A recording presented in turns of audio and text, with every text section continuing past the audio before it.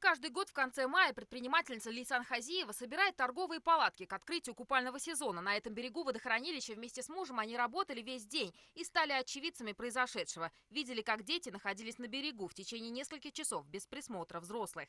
Взрослых тут вообще не было. Я вот прям 100% вам говорю, что не было взрослых, смотрящих там ни на понтоне не стояли, ни на берегу не стояли. Где взрослые были? Вообще у них автобус вот около леса стоял, вот они, наверное, скорее всего, там отдыхали. По словам очевидцев, школьный автобус припарковался у дороги около 2 часов дня. На берегу дети и учителя разбились на две группы. Ученики остались играть в волейбол на плавающем понтоне, взрослые ушли своим путем.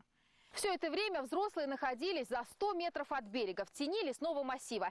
Именно за этими беседками и расположились воспитатели и педагоги. Если взглянуть с этой позиции в сторону берега, то вряд ли можно что-либо отчетливо разглядеть. Плавающий понтон частично перекрывают деревянные строения. Ну а людей с этого расстояния хорошо может разглядеть разве что человек с отличным зрением. Когда услышали крик о помощи, бросились к берегу, но было уже поздно. Один из подростков, 14-летний Булат, не смог выбраться. Оказавшись в ледяной воде, его схватили судороги, и он камнем пошел ко дну. Все попытки спасти мальчика самостоятельно ни к чему не привели. По словам очевидцев, водолазов вызвали только через 2 часа. Тело мальчика смогли найти лишь на следующее утро. Я подбежал к нему, взял за тело, понял, что это мой сын Булат. Ну, тут прибежала тоже супруга. Она сразу плакать.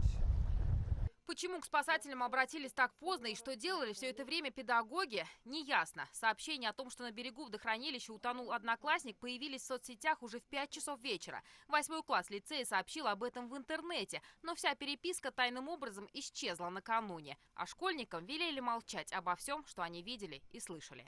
Но они боятся того, что, например, их учителей из школы выгонят, что ли.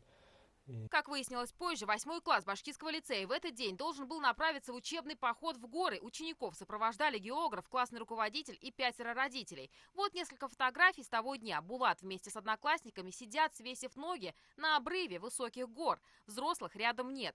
Чуть позже они свернули с маршрута и оказались на берегу водохранилища, где снова оставили класс без присмотра. На все вопросы журналистов в гимназии отвечают вот так. Вот где наш охранник?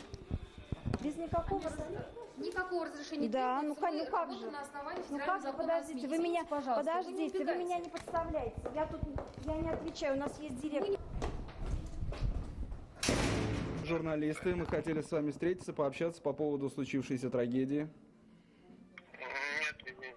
Родственники погибшего мальчика боятся, что вина учителей так и не будет доказана. На следующий день после случившегося классный руководитель провел собрание и педсовет. По словам родителей, чтобы спасти имидж школы, всем велено молчать о подробностях произошедшего. В деталях сейчас разбирается следствие. Гульнара Хайбуллина, Азат Петров, Башкирское спутниковое телевидение.